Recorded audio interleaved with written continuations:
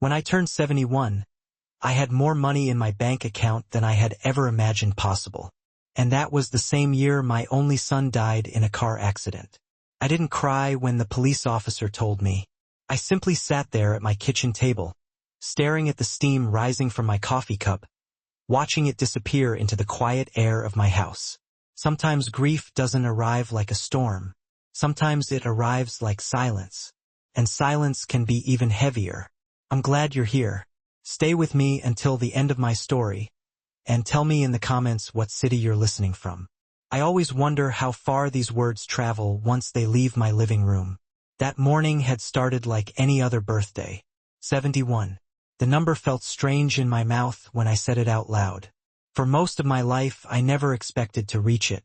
But there I was, standing in my kitchen in my small town in Ohio, sunlight stretching across the hardwood floor like long golden fingers. I had already been awake for 2 hours. Old habits don't leave you easily.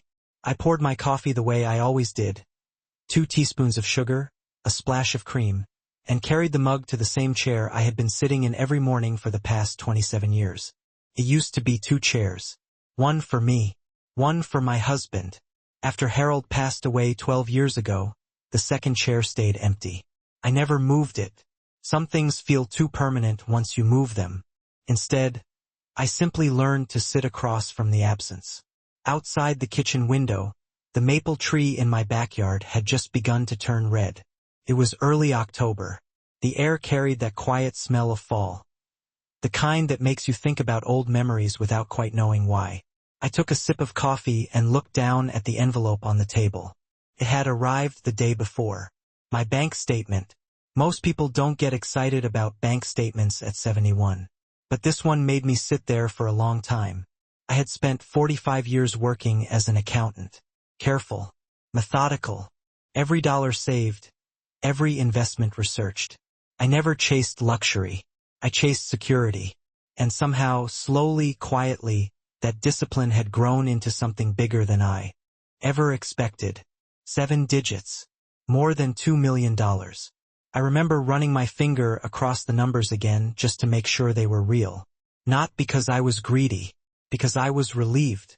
For the first time in my life, I felt certain about one thing. My son, Daniel, would never have to worry about money again. Daniel was 43. He was the kind of man who still called his mother every Sunday morning. Not because he had to, because he wanted to. At least, that's what I believed. He lived about 40 minutes away in Columbus with his wife, Rebecca. They had been married for 8 years. I tried to like Rebecca. A mother always tries. But sometimes kindness feels like trying to shake hands with fog. You reach out, and there's nothing there. Still, Daniel loved her. And for a long time, that was enough for me. I folded the bank statement and slipped it back into the envelope. Then I picked up my phone. Daniel always called me on my birthday, usually around 9 in the morning. "Happy birthday, Mom," he would say in that warm voice that still sounded like the little boy who used to run down the hallway in footy pajamas. I glanced at the clock. 8:57 a.m. Right on schedule. I smiled to myself. But the phone stayed quiet. 9:03. Still nothing. I told myself he was probably busy. Daniel worked in commercial construction. Sometimes his job sites started early. I stood up and began preparing breakfast. 2 eggs. 1 slice of toast. The radio murmured softly in the background. I kept checking my phone. 9:15. Still no call. It was a strange feeling. Daniel had never missed my birthday. Not once. I tried to ignore the small knot forming in my stomach. Instead, I decided to distract myself. Birthdays can feel a little lonely when you live alone. So I had made a small plan. Nothing fancy. Just dinner. Daniel, Rebecca, and me. I had already bought the groceries the night before. A small roast, potatoes, green beans, and the chocolate cake Daniel loved when he was a boy. The kind with thick frosting and too many calories.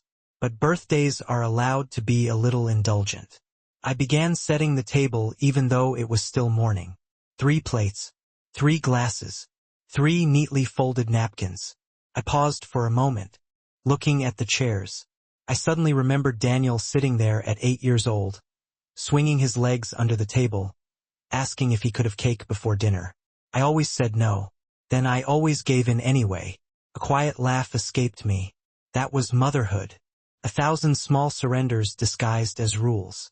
By the time the clock reached 10, the house felt too quiet. No call. No message. I wiped my hands on a dish towel and picked up my phone. Maybe I should call him first, just to check. I tapped Daniel's name in my contacts. The phone rang once, twice, then went to voicemail. "Hey Mom," his cheerful recorded voice said. "I can't answer right now, but leave a message." I hung up without speaking. Something about hearing that voice made the silence feel heavier. Outside, a car passed slowly down the street. Leaves scraped across the pavement in the wind. The day moved forward the way days always do, quietly, without asking permission. By noon, I had convinced myself not to worry. By 3, I started to feel uneasy. By 6, dinner was already in the oven. The table was set. The candles were lit. But the driveway outside my window remained empty. That's when my phone finally rang. Not Daniel's name, a number I didn't recognize. I answered anyway. "Hello." For a moment there was only static. Then a man's voice. Calm. Careful. "Ma'am, is this Margaret Whitmore?" "Yes," I said slowly. "This is Officer Grant from the Highway Patrol." Something inside my chest went very still. "We found your number listed as the emergency contact for Daniel Whitmore." The world seemed to tilt slightly. "What happened?" I asked. There was a pause. The kind of pause that stretches longer than it should.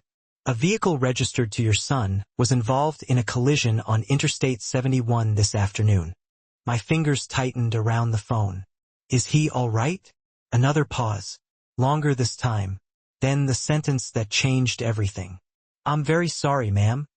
But your son didn't survive the crash." The kitchen clock kept ticking.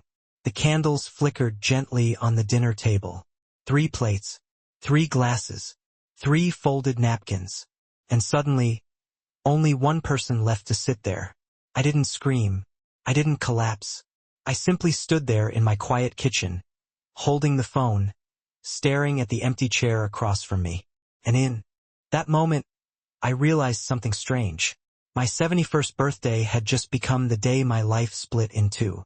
Before the call, and after it, and I had no idea yet that the car accident was only the beginning of everything that was about to unravel. The hospital was 40 minutes away. I don't remember the drive. Later, I would try to recall it, the traffic lights, the turns, the sound of the tires on the road. But my memory holds nothing from that night except the feeling that something inside me had already gone quiet. Hospitals always smell the same. Disinfectant. Plastic. Something faintly metallic. A young nurse met me near the emergency entrance. She couldn't have been older than 25. Her voice was gentle in the careful way people use when they already know your life has just changed. "Mrs. Whitmore?" I nodded. She led me down a long hallway. White walls. Fluorescent lights. The steady hum of machines somewhere behind closed doors. At the end of the corridor stood a police officer and a doctor. The officer was the same man who had called me. He removed his hat when he saw me. Small gestures suddenly feel enormous when everything else has collapsed. The doctor spoke quietly. "Your son died at the scene." The sentence landed softly, almost politely, but its weight filled the entire hallway. They asked if I wanted to see him. I said yes. Daniel looked smaller than I remembered. Not injured the way I had imagined. Just still. Too still. I touched his hand. Cold already. For a moment I expected his phone to buzz in his pocket the way it used to during Sunday dinners. But nothing moved. Nothing rang. The room stayed silent. About 20 minutes later, Rebecca arrived. My daughter-in-law walked quickly down the hallway in a long beige coat, her heels striking the tile like little hammers. She wrapped her arms around Daniel's body and cried loudly, very loudly. Nurses glanced toward the room. The doctor stepped out to give her space. I stood a few feet away, watching. Something about the scene felt strange. Not wrong exactly, just rehearsed. When Rebecca finally lifted her head, Her mascara had run down both cheeks. She turned toward me. For a brief moment our eyes met. And in that moment, through the tears, I saw something I couldn't quite explain. Not grief, not shock, something colder. Then she hugged me tightly and whispered, "I don't know what we're going to do now." At the time, I thought she meant life without Daniel. Later, I realized she might have meant something very different. The funeral took place 4 days later. It was a gray morning in Columbus, the kind of October day where the sky looks like a sheet of cold metal. The wind carried dry leaves across the church parking lot, scraping them softly along the pavement. Daniel always loved fall. When he was a boy, he used to jump into piles of leaves in our backyard, laughing so hard he could barely breathe. I remembered standing at the kitchen window back then, watching him through the glass, thinking life felt steady, simple, permanent. Standing outside that church, I realized how fragile those old certainties had always been. Inside, the sanctuary smelled faintly of polished wood and lilies. Someone had arranged white flowers around Daniel's casket. Too many flowers, really. They made the room feel smaller. People kept approaching me. Old co-workers of Daniel's. Friends from his college days. Neighbors I hadn't seen in years. They all spoke in the same soft voice. "I'm so sorry for your loss." I nodded each time. Grief can make conversations feel like echoes. Rebecca stood near the front beside the casket. She wore black from head to toe. A long coat, high heels, her blonde hair pulled back neatly. In photographs later, she would look exactly like the picture of a grieving widow. She cried often. When people hugged her, she leaned heavily into their shoulders. Once or twice, she even seemed to lose her balance, as if the weight of sorrow might knock her over. Everyone admired her strength. Everyone said how brave she was. I watched quietly from the second row. There are moments when something inside you becomes very still. You stop reacting. You just observe. During the service, Daniel's coworker Mark stood up to speak. He talked about Daniel's work ethic, his sense of humor, the way he used to bring donuts to the job site every Friday morning. People smiled through their tears. I did too, but my eyes kept drifting toward Rebecca. At one point, while the pastor was reading from the Book of Psalms, she stepped outside the church with her phone. She was gone for several minutes. When she returned, the tears had dried from her face. Her expression looked organized, controlled. She sat down again and gently placed her hand on the casket, as if reminding the room who she was supposed to be. After the service, people gathered in the fellowship hall for coffee and sandwiches. Small conversations filled the room. I stood near a window watching the parking lot. That's when I noticed Rebecca speaking quietly with a man I didn't recognize. He wasn't family. He wore a gray suit and carried a leather briefcase. A lawyer's briefcase. They stood close together near the coat rack, their voices low. Rebecca glanced around once, as if making sure no one was listening. Then I heard a single sentence drift across the room. "We need to discuss the estate as soon as possible." Estate. The word hung in the air for a long moment. My son had been dead less than 6 hours in that church. And already, the conversation had moved somewhere else.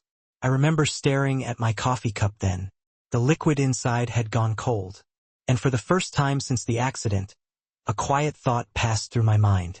Rebecca wasn't just grieving. She was planning something. After the funeral, the house felt different. Daniel's house had always been warm before. Laughter in the kitchen. Music playing softly from the living room speakers. The quiet clatter of dishes when Rebecca cooked dinner. Now the rooms felt hollow, like sound itself had moved out.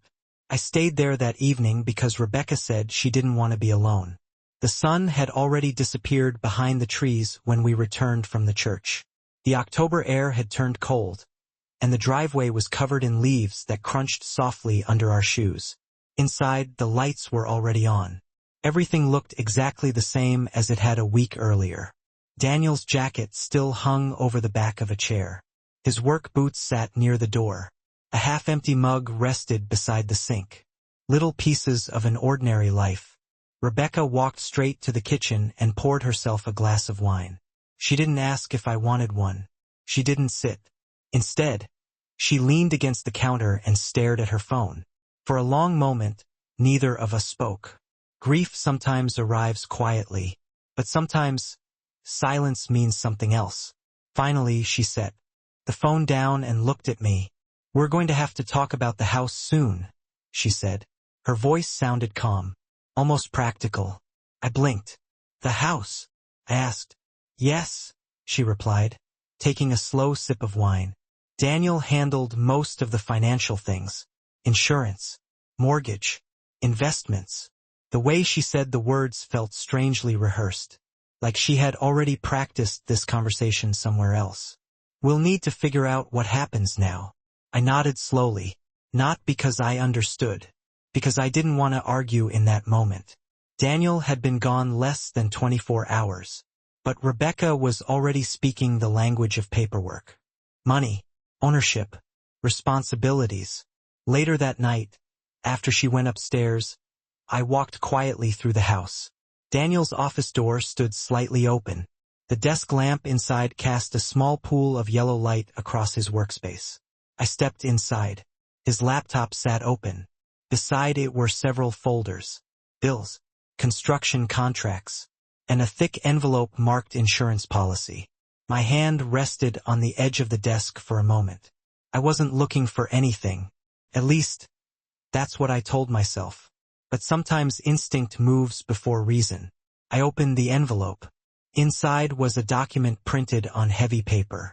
At the top, in bold letters, were the words, "Life insurance policy, Daniel Whitmore." I skimmed the page slowly. Then my eyes stopped on a number. $2 million.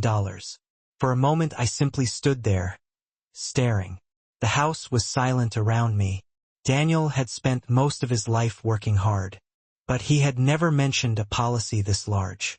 My eyes drifted further down the page, to a line labeled primary beneficiary.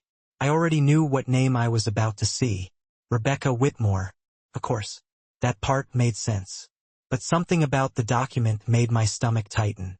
At the bottom of the page was the issue date. The policy had been updated recently. Very recently. 3 weeks before the accident. I closed the folder slowly.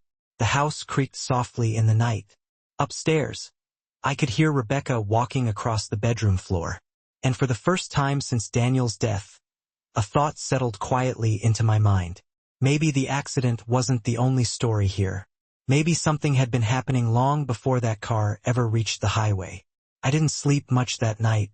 The guest room in Daniel's house had always been comfortable. Soft blankets, a wide window facing the backyard, the quiet hum of the heater pushing warm air through the vents. But grief changes the way a house feels. Every sound becomes louder. Every silence becomes heavier. Around 2 in the morning, I got up and walked quietly into the kitchen. The digital clock above the stove glowed a dull green in the dark. 2:07 a.m. I poured myself a glass of water and stood there for a moment, listening. Upstairs, Rebecca was still awake. I could hear faint footsteps moving back and forth across the bedroom floor. Not pacing, just moving, as if she were busy with something. I told myself it didn't matter. People grieve in different ways. Still, the thought of that insurance document kept returning to my mind. $2 million. Updated 3 weeks ago. Daniel had never mentioned it during our Sunday calls. And Daniel always told me everything. By morning, the house felt quieter again. Rebecca came downstairs around 8. She looked tired, but composed. Her hair was tied neatly behind her head, and she had already changed into a dark sweater and jeans. Not morning clothes, just ordinary ones. She poured coffee without speaking and sat across from me at the kitchen island. For a few minutes we both stared into our cups. Then she cleared her throat. "I spoke with Daniel's insurance company this morning," she said. The words landed softly, but they didn't surprise me. "You did?" I asked. "Yes." She nodded calmly. "There are some forms that need to be completed. Claims, documentation." Her voice sounded almost professional, as if she were discussing a work project instead of her husband's death. I took a slow sip of coffee. "And the accident report?" I asked carefully. Rebecca shrugged slightly. The police said it was probably just bad timing. A truck merged into his lane on the interstate. Daniel swerved. She paused. Those things happen. Those things happen. The sentence lingered in the air between us. I watched her closely. Her hands were steady. Too steady. Then she added something that made the room feel colder. Once the insurance is processed, it should help stabilize things financially. Stabilize. Not survive. Not recover. Stabilize. I set my coffee cup down. Outside, the wind pushed another wave of dry leaves across the driveway. For a moment, neither of us spoke. Then Rebecca picked up her phone and began typing a message. Her expression was calm, focused, almost relieved. And suddenly I realized something that hadn't fully formed in my mind before. Rebecca wasn't reacting to Daniel's death. She had already moved to the next step. And I had the quiet, unsettling feeling that she had been expecting that step for a while. Later that afternoon, Rebecca said she needed to go out. Just errands, she explained while putting on her coat. Insurance paperwork. A few calls. Her tone was calm, efficient. The way people speak when they are managing a busy day. Not the way someone usually speaks 3 days after losing a husband. I watched from the living room window as her car backed out of the driveway and disappeared down the street. Only after the sound of the engine faded did the house settle back into silence. For the first time since the funeral, I was alone in Daniel's home. The quiet felt different now. Not empty, observant. I walked slowly through the house again. Daniel had always been organized. Every drawer had a purpose. Every document had its place. His office still smelled faintly of the cedar candle Rebecca liked to burn in the evenings. The desk lamp was still on from the night before. I sat down in his chair. For a moment, I simply rested my hands on the desk, feeling the faint scratches in the wood that had formed over years of use. Then I opened the laptop. The screen lit up instantly. Daniel had never been secretive with me. His password was the same one he had used for years. His golden retriever's name, Buddy 1978. The computer opened to his email. Most of the messages were ordinary. Construction schedules, invoices, equipment orders. But one subject line caught my attention. Harrison and Cole, legal consultation. I frowned slightly. Daniel had never mentioned a lawyer. I opened the message. The email was short. Daniel, per our conversation, attached is the draft paperwork regarding the property separation and financial protection prior to filing. Please review and let me know if you'd like to proceed next week. Property separation. Financial protection. Filing. The words formed a quiet line across the screen. Divorce. My chest tightened slightly. Daniel had never said anything about problems in his marriage. Not during our phone calls. Not during dinner visits. But now the pieces began to shift inside my mind. Rebecca's strange calm. The insurance update 3 weeks ago. The lawyer's email. I leaned back slowly in the chair. Outside, a truck passed down the street, its tires humming softly on the asphalt. For a long time I stared at the email. Daniel had been planning something. Something serious. Something that would have changed his life. And Rebecca's life. Then I noticed something else in the inbox. A message sent the night before the accident. Not to a lawyer. To someone whose name I didn't recognize. I hesitated for a moment. Then I opened it. What I read there made the quiet room feel suddenly much colder. The email had been sent at 10:42 p.m., just hours before the accident. I stared at the sender's name for a long moment. Caleb Turner. It meant nothing to me. No memory. No family friend. No coworker Daniel had ever mentioned during our Sunday calls. Still, Daniel had written to him late at night. That alone felt unusual. Daniel wasn't the kind of man who wrote dramatic emails. If something bothered him, he usually preferred to talk in person. But the message was there. Short. Direct. Very much like Daniel. Caleb, I've decided I'm going through with it. I can't keep pretending everything is fine. I spoke with the lawyer this afternoon and the paperwork should be ready early next week. Rebecca doesn't know yet. I'll explain everything after the meeting. Daniel, I read the message twice. Then a third time. Each sentence felt like a small stone dropping into still water, sending quiet ripples through my mind. Rebecca doesn't know yet. Daniel had been planning to tell her about the divorce. Soon. Very soon. I scrolled further down the conversation. There was another message. This one from Caleb. Asterisk, I think you're doing the right thing. Just be careful how you handle it. People can react badly when money is involved. Asterisk, money. That word again.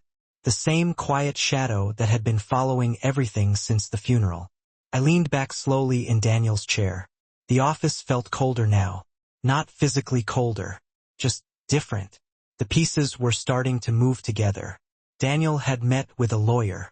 He had prepared divorce paperwork. He planned to tell Rebecca soon. And 3 weeks earlier, his life insurance policy had been increased to $2 million. My eyes drifted toward the hallway. The house remained silent. Rebecca was still out. For a moment, I wondered if Daniel had tried to tell me. Maybe he had almost mentioned it during one of our Sunday calls. Maybe I had missed the signs.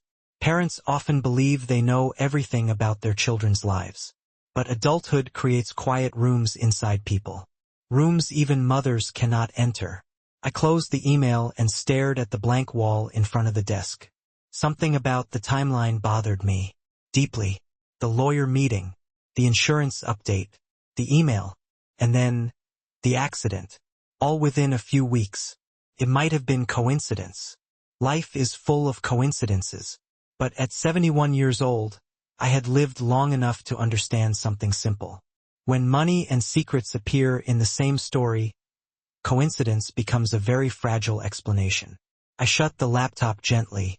Outside, the afternoon light had started to fade. Rebecca's car would be back soon. And for the first time since Daniel died, I realized something quietly unsettling. My son might have been preparing to leave his marriage.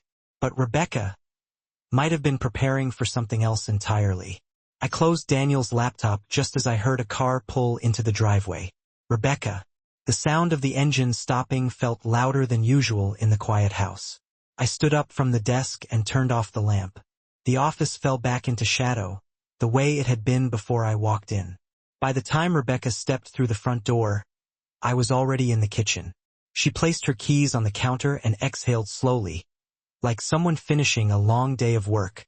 Insurance office took forever, she said. I nodded. She removed her coat and hung it neatly by the door. Her movements were calm, measured, the same quiet control I had noticed since the hospital. Did you eat? She asked. Not yet, I replied.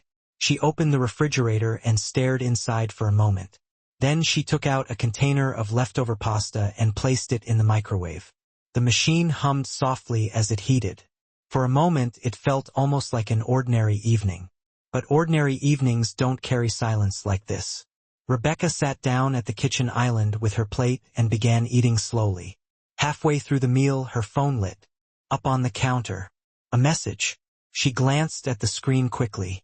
Then, almost without thinking, she turned the phone face down. That small movement caught my attention.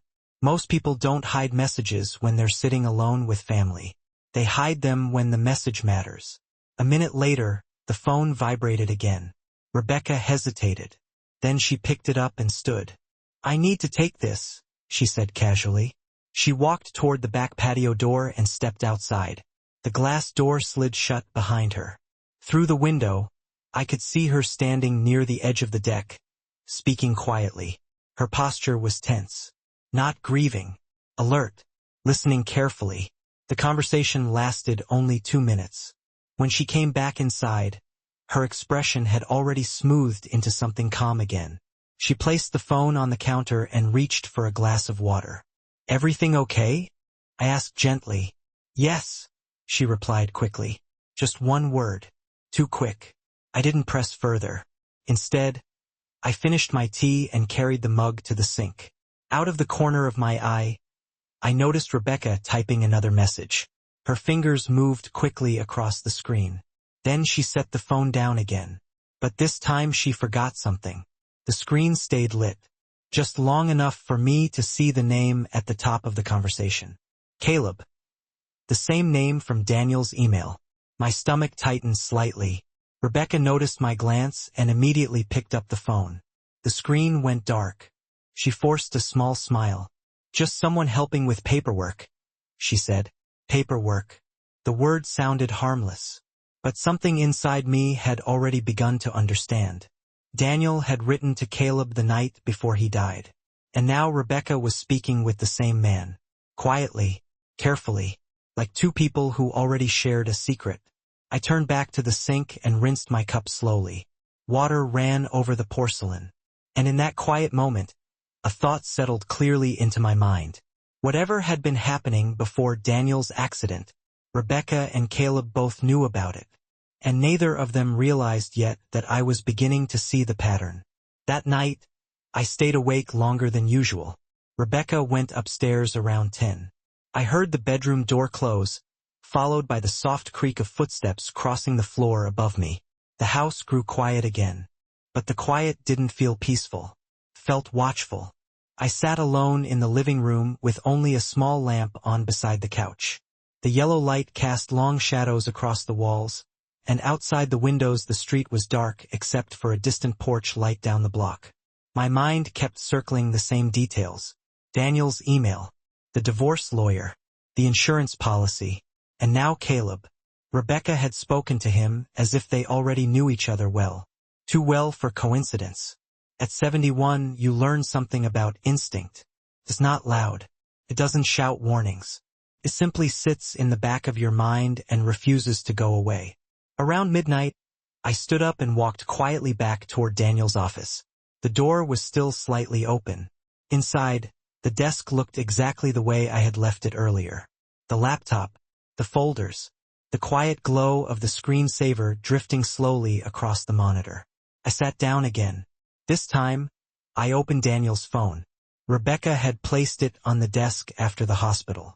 At first, the police had kept it as part of the accident report, but they returned it earlier that afternoon. His phone unlocked with the same simple code he had used for years. For numbers, Daniel's birthday, the message history opened instantly. Most of the conversations were ordinary.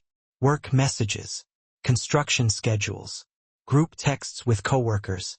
But then I found the thread with Caleb. The messages went back several months. Not just days. Months. I scrolled slowly. At first the conversation looked normal. Two men discussing legal advice, financial questions, property arrangements. But the tone changed about a month ago. One message from Daniel caught my attention. Asterisk, I don't trust the timing.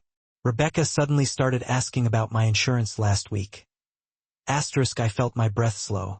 There was another message from Caleb beneath it. Asterisk, that's exactly why you need to move fast. If she knows you're planning to leave, things could get messy. Asterisk, messy. The word lingered in the quiet room. Then I scrolled further. The final message Daniel sent Caleb appeared just hours before the accident. The same one I had read earlier on the laptop. Rebecca doesn't know yet. I placed the phone gently back on the desk. For a long moment, I sat there without moving. Outside, the wind had picked up. Dry leaves scraped softly across the driveway. Daniel had been worried. Not just about divorce. About Rebecca knowing. About the money. And suddenly something else from earlier returned to my mind. Rebecca's message that evening. The name on her phone. Caleb. My son had trusted that man enough to share his concerns. But Rebecca was speaking with him now too. Which left only two possibilities. Either Caleb was helping Daniel, or he was helping Rebecca. And something told me I was about to find out which one. The next morning arrived slowly. Gray light filtered through the kitchen window, spreading across the floor in long pale lines. I had already been awake for an hour, sitting at the table with a cup of coffee that had long since gone cold. Rebecca came downstairs around 7. Her hair was still damp from the shower. She wore a light sweater and carried her phone in one hand. She looked rested. Not the way people usually look after losing someone they love. "Morning," she said, opening the refrigerator. "Morning," I replied quietly. She poured herself coffee and leaned against the counter. For a few moments we listened to the soft hum of the refrigerator and the distant sound of a car passing outside. Then Rebecca spoke again. "I have a meeting later today." "With the insurance company?" I asked. "Partly," she said. "And with a lawyer." The word hung in the air between us. A lawyer. The same quiet thread that had been running through everything. "What for?" I asked gently. Rebecca shrugged as if the answer were obvious. "Just to make sure everything moves smoothly with Daniel's estate." Estate. Another word that had appeared far too often in the past few days. I nodded slowly.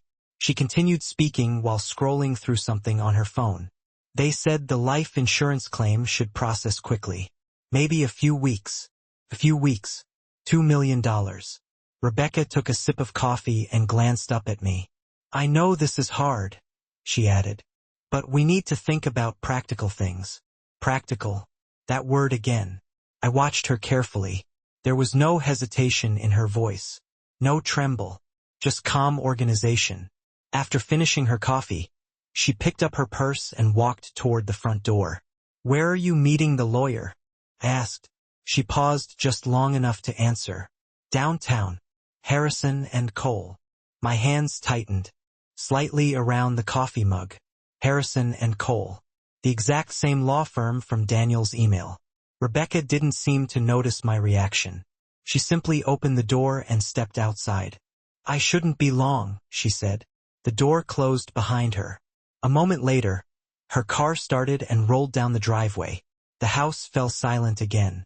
But this time the silence felt clearer. The pieces were no longer scattered. They were beginning to connect. Daniel had contacted Harrison and Cole about a divorce. Rebecca was now meeting the same firm. And both of them had been communicating with Caleb. I stood slowly and walked toward Daniel's office again. Morning light spilled across the desk.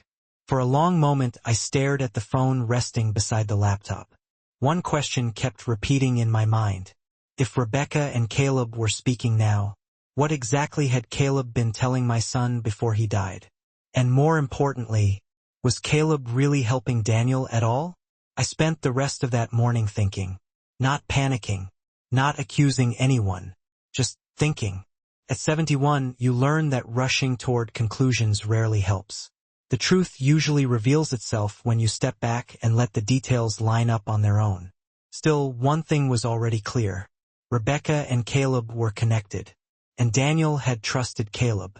That meant Caleb knew things. Important things. Around 11, I picked up my phone and searched his name. Caleb Turner. It took only a few seconds. His profile appeared on the website for Harrison and Cole. Attorney at law. Specializing in financial separation and asset protection during divorce proceedings. I stared at the screen. So Caleb hadn't just been Daniel's friend. He had been Daniel's lawyer. The same lawyer Rebecca was meeting that very morning. My stomach tightened slightly. That didn't make sense. Lawyers don't usually represent both sides of the same divorce. Not ethically. Not legally. Something about that situation felt wrong. Very wrong. I sat quietly in Daniel's office, looking again at the emails on his laptop. Then something small caught my attention. In the message thread between Daniel and Caleb, there was an attachment Daniel had never opened. A document. The file name was simple. Vehicle Inspection Report. I frowned slightly. Daniel had been careful about his truck. He maintained it regularly. Oil changes, tire checks, brake inspections. Construction workers depend on their vehicles. Still, I opened the file. The report had been written by a mechanic 2 weeks earlier. Most of the page was routine. Tires, good condition. Engine, normal. Transmission, stable. Then my eyes reached a line halfway down the page. Brake system, recommended immediate service. Hydraulic pressure inconsistent. Asterisk asterisk, I read the sentence again. Hydraulic pressure inconsistent. In simple language, it meant one thing. The brakes might fail. My hands rested quietly on the desk as the realization settled in. Daniel had received this report 2 weeks before the accident. But according to the police report, his truck had lost control while braking on the interstate. I leaned back slowly in the chair. Outside, The wind moved gently through the trees. Daniel had known something was wrong with the brakes, but he had still driven the truck that day. Why? Then another thought entered my mind. Quieter one. What if Daniel hadn't ignored the brake problem? What if someone else had known about it? Upstairs, the house creaked softly, and for the first time since I received that terrible phone call on my birthday, the question formed clearly in my mind. What if Daniel's accident hadn't been an accident at all? Rebecca returned home a little after 3 that afternoon. I was sitting in the same chair at the kitchen table where everything had started days earlier. The sunlight was already fading behind the trees, and the quiet house carried that heavy stillness I had begun to recognize. She walked in looking confident, relieved, even. Her purse rested on her arm and her phone was already in her hand. "Well," she said lightly, placing the purse on the counter. "The lawyer says the insurance claim should go through without any problems." I nodded slowly. "I'm glad things are moving forward," she added. Moving forward. Strange words for a widow to say. I folded my hands together on the table. "Rebecca," I said calmly, "did you meet with Caleb today?" She froze, just for a second. Then she recovered quickly. "Yes," she said. "He's helping handle Daniel's estate." I watched her carefully. "That's interesting," I replied. "Why?" "Because Caleb was Daniel's lawyer too." For the first time since I had known her, Rebecca's expression shifted. Not dramatically, just enough. Her eyes narrowed slightly. Then she forced a small smile. "Well, he handles many cases." I reached into my bag and placed Daniel's printed vehicle inspection report on the table.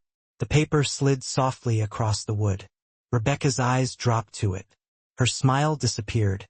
"The mechanic warned Daniel that his brakes needed immediate repair," I said quietly. 2 weeks before the accident." Rebecca said nothing. The kitchen felt very still.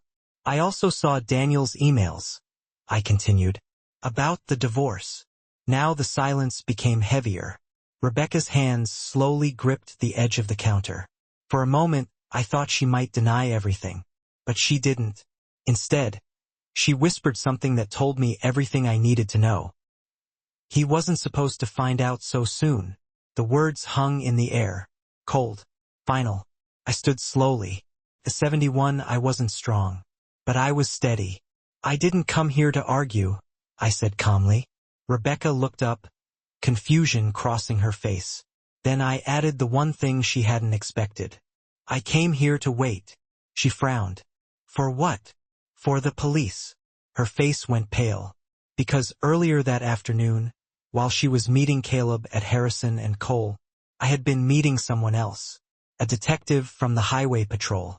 I had given him everything. The emails, the insurance policy, the mechanic's report, the phone records, the pieces Daniel had left behind without realizing it. Outside, a car slowly pulled into the driveway. Rebecca turned toward the window. 2 officers stepped out. Neither of us spoke. The truth had finally arrived at the door. A week later, I returned home to my quiet house in Ohio. The maple tree outside my kitchen window had turned completely red by then. I still sit in the same chair every morning. Coffee, sunlight, silence. The bank account is still there. The millions I spent a lifetime saving. But money doesn't fill empty chairs. Daniel's chair across from me remains untouched. And some mornings, when the house is very quiet, I almost hear his voice again. "Happy birthday, Mom." I lost my only son the year I turned 71. But the truth about what happened to him didn't stay buried. And sometimes that's the only justice a mother gets.